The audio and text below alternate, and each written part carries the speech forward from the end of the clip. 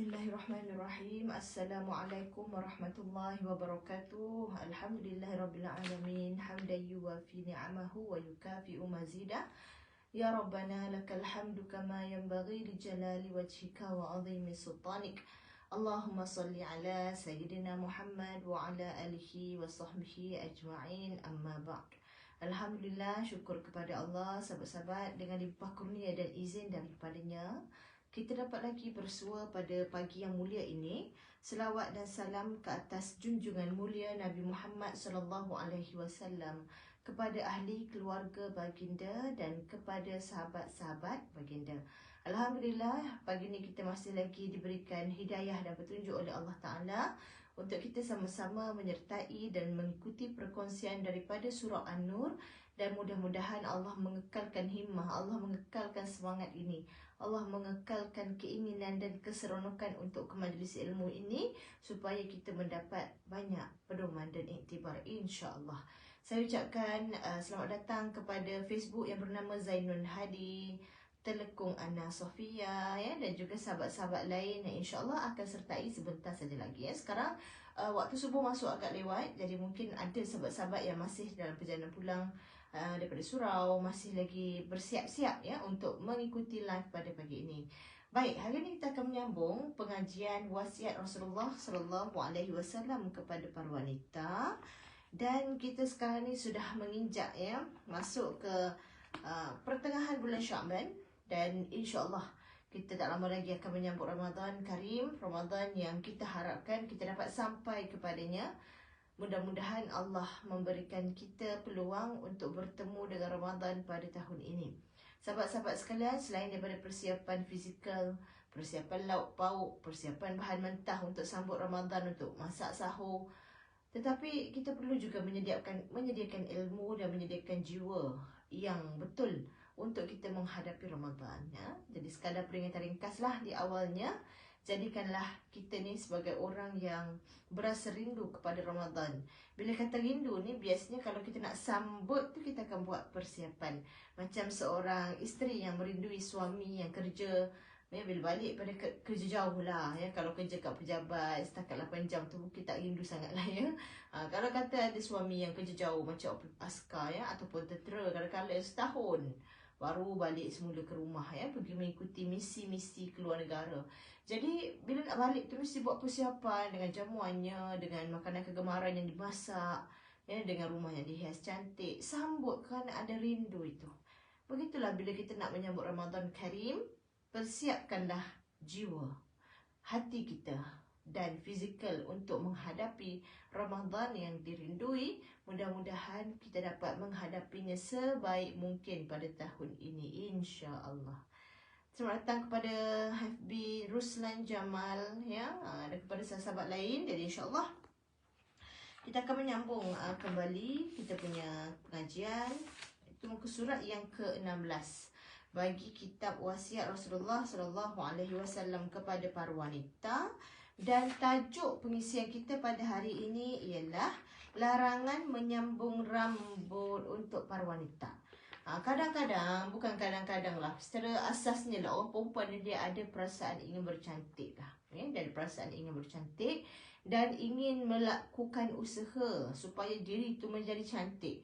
So kalau orang lelaki ada ahli keluarga, ada isteri ke, ada anak-anak ke, yang anak-anak perempuan yang nak bercantik-cantik ni, janganlah dilarang, cuma biarlah sesuai dengan syariat, ya.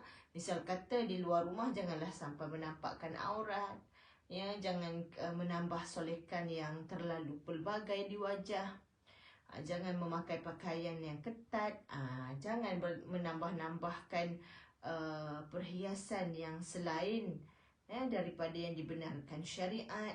Jangan buat rawatan yang haram. Jadi nak berhias, nak bercantik, apatah lagi kalau untuk dilihat suami, itu sangatlah digalakkan. Namun mestilah, katanya orang Islam, adalah peraturan-peraturannya. Jadi pada hari ini kita akan mengikuti hadis berkaitan dengan larangan menyambung rambut bagi wanita. An Sa'idin al-Muqbiri qala, Ra'aitu Muawiyah bin Abi Sufyan 'ala al-minbar ومعه في يده كبة من كبب النساء من شعر فقال ما بال المسلمات يصنعن مثل هذا إني Alhamdulillah, maaf ya. Sambung Inni sami'tu Rasulullah sallallahu alaihi wasallam yaqula ayyuma imra'atin zadat fi ra'siha sya'ran laysa minhu fa innahu zurun tazidu fihi. Daripada Sa'id Al-Muqbiri radhiyallahu anhu, dia berkata, aku pernah melihat Muawiyah bin Abu Sufyan berada di atas mimbar sambil memegang satu di antara beberapa gulungan rambut wanita, dan dia berkata, mengapa para wanita melakukan seperti benda ini? Iaitu dia memegang rambut yang palsu yang ditambahkan ke rambut wanita. Maka dia kata, kenapa wanita buat perkara macam ni? Sesungguhnya aku pernah mendengar Rasulullah sallallahu alaihi wasallam bersabda, siapapun wanita yang menambahkan rambut yang bukan bahagian darinya di kepalanya, maka itu adalah kepalsuan yang ditambahkannya ke dalam rambut itu. Maksudnya, sahabat Nabi ini memberikan peringatan kepada khalayak berkaitan dengan salah satu jenis rawatan ataupun tambahan yang dikenakan kepada badan perempuan untuk dijadikan lebih cantik, lebih menarik, iaitu dalam bentuk rambut palsu. Dan dia kata siapapun wanita yang menambahkan bahagian yang bukan menambahkan rambut yang bukan bahagian daripada kepalanya, maka itu adalah kepalsuan yang ditambahkannya ke dalam rambut itu. Maka kena elakkanlah, ya. Jadi kadang-kadang saya perasan sekarang ada banyak jenis rawatan, ya. Ada kalau di depan saya ada yang tuan-tuan, orang lelaki kan. Ada kala kita tak faham, bukan kita lah, saya perempuan ya. Ada kala orang lelaki tak faham sangat apa yang anak isteri dilakukan. Tak apalah, yang penting cantik. Abang-abang nak duit, nak pergi salon lah apa. Kena tengok juga bagaimanakah rawatan yang nak dilakukan. Apakah bentuk kecantikan yang telah ditambahkan kepada dirinya supaya tidak tergolong dalam golongan yang haram. Kerana dewasa ini banyak rawatan-rawatan kecantikan, tambahan-tambahan aksesori yang dikenakan pada perempuan, yang mana ramai orang buat tetapi pada asasnya ia adalah haram. Jadi bila ramai orang buat, kita terfikir, mesti boleh. Tapi sebab itu kena ada ilmu pengetahuan. Bukan main agak-agak, bukan main bersandar pada orang. Bila ramai orang buat, maksudnya okey lah tu, tidak. Kita sendiri perlu mencari ilmu. Apakah rawatan ini sesuai dengan syariat? Apakah tambahan yang aku nak pakai ni halal dalam Islam? Apakah panduan dalam bercantik-cantik? Maka sebab itulah wanita perlu ada ilmu. Kerana keinginan kita pelbagai. Bila kata keinginan itu pelbagai, ada banyak benda-benda yang kita nak buat. Terutamanya benda-benda moden, benda-benda terkini ni, kena cek dulu adakah ianya harus di sisi Islam.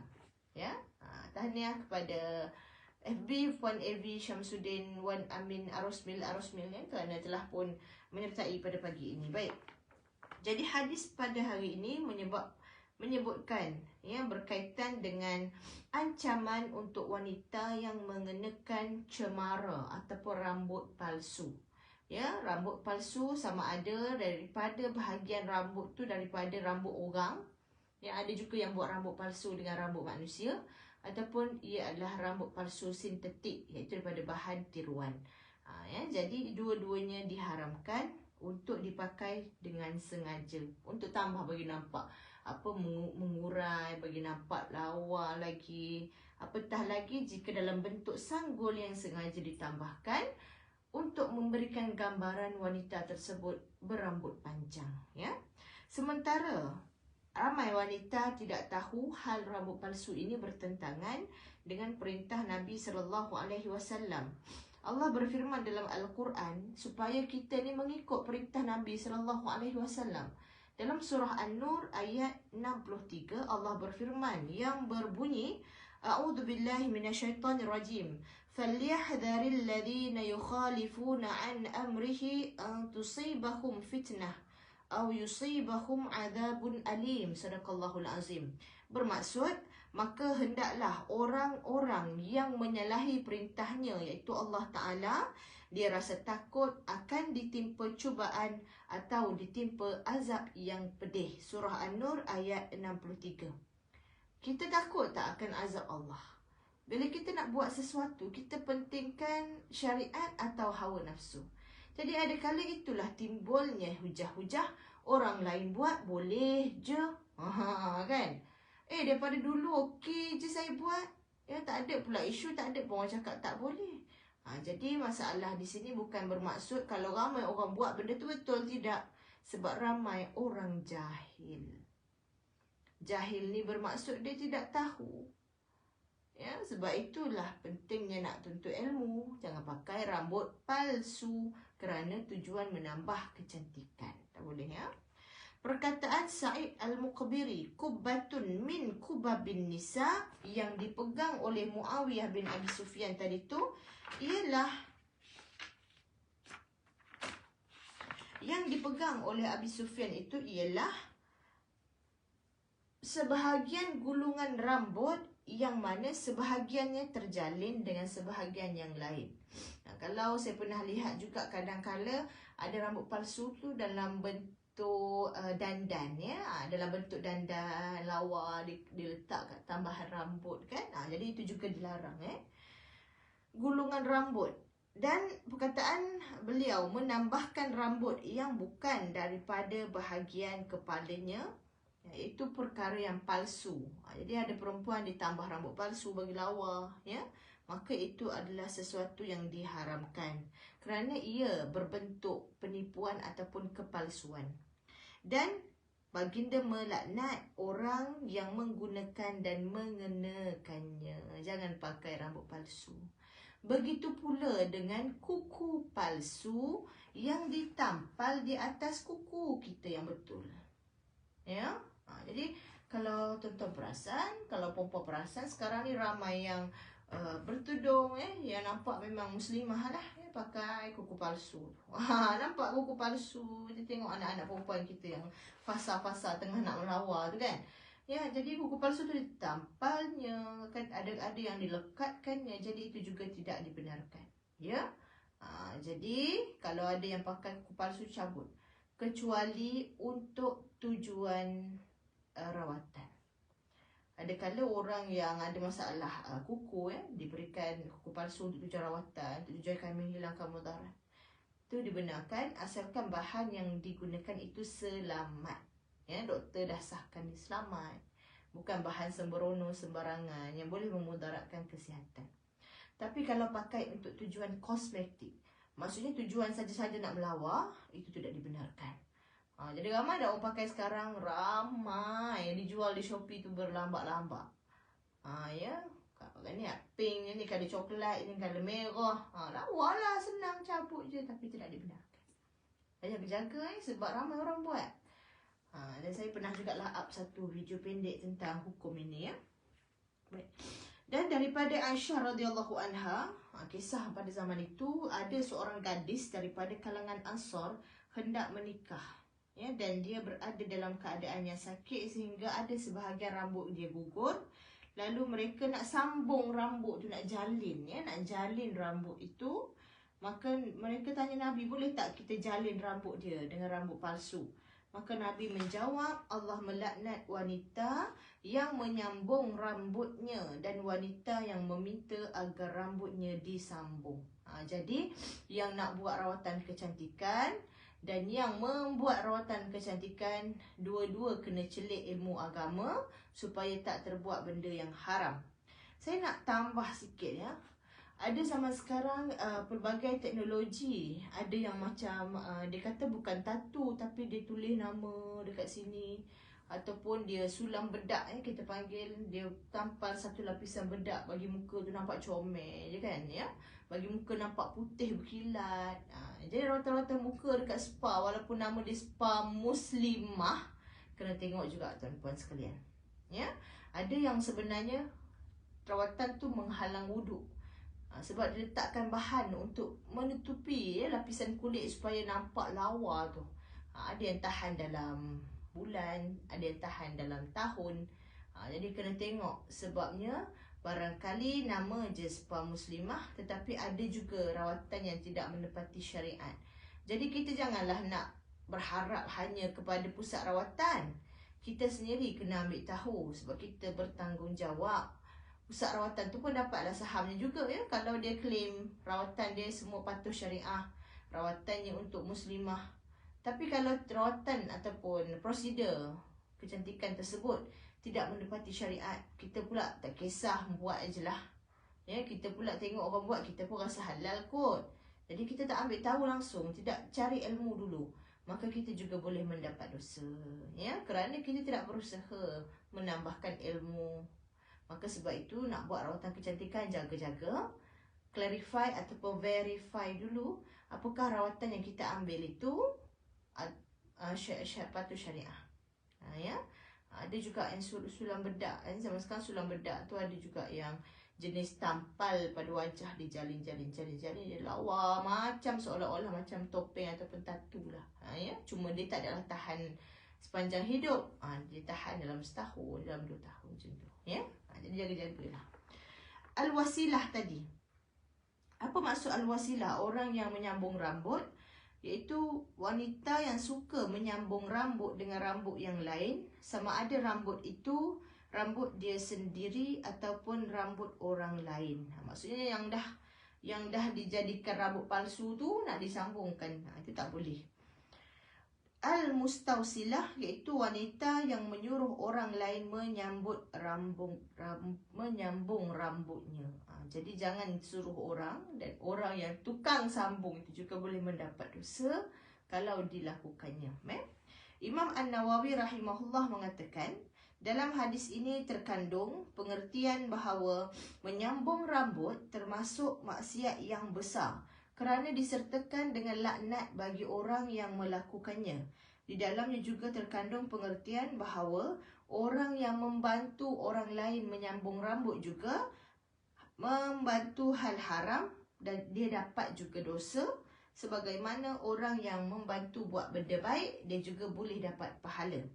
Masalah ini dijelaskan juga oleh Jabir bin Abdullah bila dia kata, Nabi SAW melarang kalau wanita menyambungkan sesuatu kepada rambutnya. Jadi berjaga-jagalah untuk apa sahaja rawatan dan prosedur kecantikan yang kita ambil. Puan-puan, saya lihat ada banyak sangat benda-benda mudarat yang dilakukan oleh wanita bertudung. Saya sebut wanita bertudung ni kerana kalau dia pakai tudung tu confirm lah memang dia muslimah lah.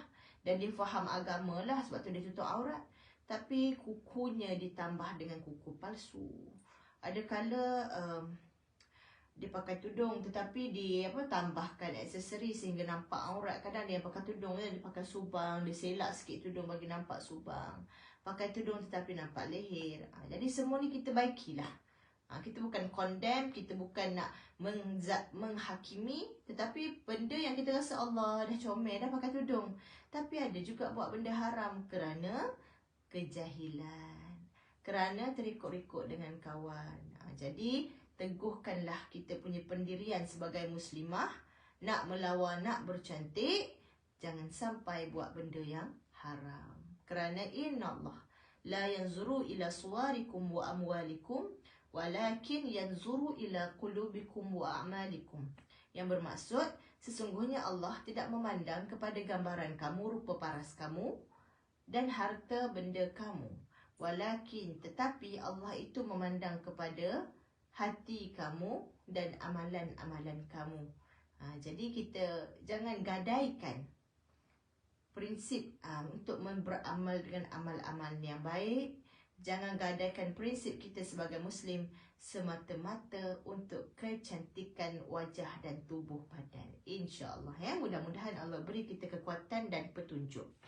Baik, kita lihat lagi wasiat untuk wanita yang istihadah. An Aisyah qalat, Ja'at Fatimah binti Hubaishin ila Rasulillah sallallahu alaihi wasallam faqalat, Inni imra'atun ustahadu fala adkhur afa ada'u as-salah? Qala la, innama dhalika 'irqun wa laysat bil haidah, fa idza aqbalat al haidah fada'i salah wa idza adbarat faghsili anki dama thumma salli. Daripada Aisyah radhiyallahu anha, dia kata, Fatimah binti Abu Hubaish datang kepada Rasulullah sallallahu alaihi wasallam sambil berkata, "Aku ni wanita yang sedang istihadah, maka aku ni tidak suci. Apakah boleh untuk aku tinggalkan solat?" Maka baginda jawab, "Tidak, itu hanyalah darah yang keluar dan bukannya darah haid. Bila kamu datang haid, maka tinggalkanlah solat. Dan bila sudah berhenti, maka cucilah darimu darah, iaitu darah haid itu, dan solatlah." Di antara perkara yang Allah tetapkan kepada wanita-wanita adalah darah yang keluar daripada pangkal rahim, iaitulah haid. Daripada hujung pangkal rahim, iaitu darah haid. Jadi wanita-wanita banyak yang keliru jugalah tentang ini haid ke ni istihadah. Kalau nifas ni orang tak kelirulah, sebab nifas ni biasa memang keluar lepas rahim tersebut kosong ataupun lepas bersalin. Ya, jadi darah yang jadi persoalan, yang sering menjadi kebingungan ni adalah darah haid ataupun istihadah. Ni haid ke istihadah? Kerana dia membawa dua implikasi hukum yang berbeza. Dalam hadis ini Nabi menjelaskan, kalau kamu datang haid, tinggalkanlah solat. Maka haid ini darah yang keluar dari dalam rahim. Biasanya bila wanita itu tidak ada janin dalam rahim dia, dia akan period ataupun haid. Tetapi ada juga berlaku wanita yang mengandung didatangi haid. Ia possible, ia boleh berlaku. Tapi sangat jarang. Warna haid ini merah kehitam-hitaman, yang mana baunya biasanya tidak sedap. Jadi bau busuklah darah haid ni. Dan jangka waktu yang paling sedikit adalah dalam tempoh 24 jam sehari semalam. Dan paling-paling lama datang haid ialah 15 hari 15 malam. Kebiasaan wanita datang haid dalam 7 ke 8 hari sahaja. Ya. Dalam kaitan darah ini, kalau mereka haid, ya, dia ada 3 keadaan. Iaitu wanita yang pertama kali datang haid, iaitu wanita yang datang haid tu dia sentiasa setiap bulan tu datang haid dia tu konsisten. Dah tahu dah, selang berapa hari nanti aku period lah. Period pula 7-8 hari je biasanya. 7 hari je biasanya period. Jadi senang kalau wanita yang darah period dia teratur ni. Ya, tapi ada juga yang golongan ketiga, mustahadah, iaitu darah dia keluar tanpa henti dan terus menerus. Jadi yang ketiga ni yang pening sikit lah biasanya, ya. Dan mereka pula terbahagi pula kepada golongan-golongan, beberapa golongan lain. Tapi kita tak nak kupas mendalam bab haid dan istihadah pada pagi ini. Cuma kita ingin melihat apakah hukum untuk wanita yang haid. Wanita yang haid dia tidak boleh melakukan beberapa perkara ibadah, iaitu tidak boleh solat dan puasa. Bukan tidak perlu, tidak boleh. Haram dia solat dan puasa, dan dia bersetubuh. Dia dilarang menyentuh Al-Quran. Ya, dilarang untuk berdiam di dalam masjid, maksud duduk dalam masjid secara sengaja tanpa tujuan yang jelas. Ya, dia tidak boleh tawaf sebab itu juga di dalam masjid, ya, pada keadaan-keadaan kebiasaannya. Jadi sebab itu wanita yang haid ini senang, dia punya peraturan dia senang sajalah. Ya, ada banyak perkara yang dia tidak boleh lakukan, dan bagi solat dia tak perlu ganti. Tetapi bagi puasa Ramadan dia perlu gantikan semula. Baik, wanita yang istihadah pula, ya, dia perlu melakukan ibadah-ibadah seperti wanita yang suci, namun ada aturannya. Iaitu pertama, bila sudah masuk waktu, bila dia nak solat, maka dia perlu membasuh ataupun membersihkan darah dan kemaluannya, ya. Kemudian dia perlu membalut kemaluannya. Jadi kalau darah itu tidak terlalu banyak, cukup dengan dia menahan darah itu dengan pad, ya. Jadi, dan dia perlu mengambil wuduk hanya setelah masuknya waktu solat. Lepas dia wuduk, dia kena segera solat. Jadi wanita istihadah ni memang dia kena cepat. Dia tidak boleh, kalau kita kadang ambil wuduk, lepas tu dia masak dulu kan. Lepas tu dia tengok TV dulu, tak boleh. Jadi selepas selesai sahaja berwuduk, dia perlu terus melaksanakan solat, melainkan dia hanya boleh tunggu untuk keperluan solat sahaja. Contohnya tunggu imam, contohnya dia tunggu sebab nak pakai telekung, itu boleh. Jadi wanita istihadah ini selain daripada darah yang keluar selain daripada haid, dan darah istihadah ini keluar daripada urat. Dan dia lain bentuk dan rupa dia daripada darah haid. Darah haid dia terpakai kepada wanita yang haid ini hukum hakam wanita yang sedang haid. Itu larangan tadilah, larangan buat beberapa ibadah. Dan bentuk darah haid pula ialah darahnya bermula dengan hitam merah ataupun coklat pekat. Dia mesti bermula dengan warna yang pekat, kemudian warnanya akan gradually beransur-ansur pudar. Mula-mula pekat, gelap, bau busuk, kemudian dia jadi merah pekat, kemudian dia jadi warna merah, kemudian dia jadi merah yang agak cair sikit, kemudian dia jadi warna keruh, kemudian warna kuning, kemudian dia bersih. Tapi wanita yang suci daripada haid tak boleh mudah-mudah tengok di bahagian, minta maaf saya cakap pasal perempuan ya, dia orang lelaki pun kena tahulah, ada anak, ada isteri ya. Jadi wanita yang dah bersih daripada haid, ditengok tidak ada lagi tumpahan darah pada seluar dalam ataupun di bahagian pakaian yang dipakai di bawah. Tapi itu bukanlah petanda dia dah habis haid. Untuk lebih berhati-hati, dia perlu cek darah di bahagian faraj masih ada ataupun tidak, dengan mencalitkan sedikit kapas lembut ke bahagian farajnya dan tengok kalau masih ada kesan darah. Sebab boleh jadi bila dah hujung-hujung period, darah memang dah tak tumpah sebab sikit sangat keluar. Tapi bila dicalit masih ada tumpukan darah ataupun masih ada warna-warna keruh, warna kuning pekat yang bersambung dengan haid, maka itu masih dikira sebagai haid. Tapi bila dia cek, dia calit, dia cek tengok kat kapas tu, oh dah kering, tak ada apa-apa, kosong, ataupun warna lendir putih jernih, itu dah juga dikira sebagai suci daripada haid. Okey, jadi itu ringkaslah untuk wanita haid. Dan wanita istihadah pula, mereka tidak terpakai kepada mereka hukum hakam wanita yang haid seperti larangan-larangan tadi. Tetapi wanita yang istihadah, dia perlu solat, namun mengikut tata cara solat orang yang sentiasa berhadas. Itu macam tadi, dia kena bersihkan dulu, dia kena tahan najis darah tersebut melalui cara pemakaian pad ataupun penahan. Kalau darah banyak tu ada yang kena pakai penahan yang lebih kuatnya. Dia kena tahan darah tu, kemudian bila masuk waktu solat baru dia ambil wuduk dan dia kena segera solat. Serta satu wuduk hanya terpakai untuk satu kali solat fardu sahaja, tapi solat sunat boleh banyak kali. Jadi wanita yang istihadah ni, dia kena pandai dalam ilmu-ilmu istihadah. Pening tuan-puan ya. Kadang wanita-wanita yang baru period, anak-anak kecil, anak-anak remaja kan, kadang-kadang hormon tidak stabil ke apa, bila awal-awal period tiba jadi lama. Tanya mak pun pening juga nak jawab, period ke haid, period ke haid sama lah, period ke istihadah, pening lah. Tanya apa, abang kau lagi pening, tanyalah ustaz-ustazah. Jadi ilmu ni perlu kita belajar lah sepatutnya ya. Begitu juga dengan wanita-wanita yang sudah berkahwin. Dan kadang-kadang ada wanita yang terganggu hormon selepas bersalin ke, ataupun bila dia mula mengambil perancang kehamilan.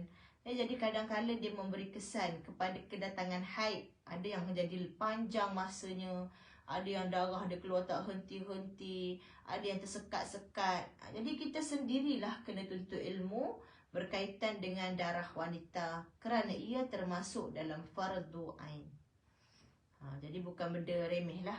Jadi mungkin surah An-Nur pun boleh buat kursus lah, panggil ustazah yang berkemahiran untuk mengajar berkaitan dengan haid dan istihadah, kerana ia merupakan ilmu yang ramai wanita masih lagi tidak tahu. Bukan sahaja wanita, termasuklah lelaki juga yang sebenarnya perlu ada ilmu ini untuk membimbing anak perempuan, membimbing isteri-isteri tuan-tuan sekalian ya, isteri-isteri tuan-tuan ya, ramai itu ya, maksudnya kepada lelaki yang menonton-menonton ni, Sebenarnya tanggungjawab tuan sangatlah besar untuk membimbing dan mendidik keluarga perempuan. Misal kata seorang ayah ataupun suami tidak mampulah nak mengajar isteri dan anaknya, maka dia kena izinkan, dia kena usahakan untuk anak isteri dia pergi belajar dengan orang lain supaya sama-sama celik ilmu pengetahuan. Dibimbangi ada orang yang period, dia ingat dia istihadah, kemudian dia solat. Ada orang mungkin dia sebenarnya istihadah tapi dia ingat dia period, dia pula tak solat. Sebab apa? Aku keliru, confused, tidak pandai untuk melihat darah tersebut, tidak pandai teknik-teknik ataupun ilmu pengiraan. Jadi dia akan memberi kesan kepada ibadat kita. Masya Allah. Bukan kecil-kecil anak, kesan kalau kita tidak pandai bab-bab ini. Kalau tak ada masalah tak apa. Tapi bila dah tiba-tiba hari ke-16 period ada lagi, tu dah mula pening dah aku ya. Jadi paling-paling tidak puan-puan, simpanlah catatan tarikh period, tempoh masa period. Perhatikan darah kita biasanya macam mana.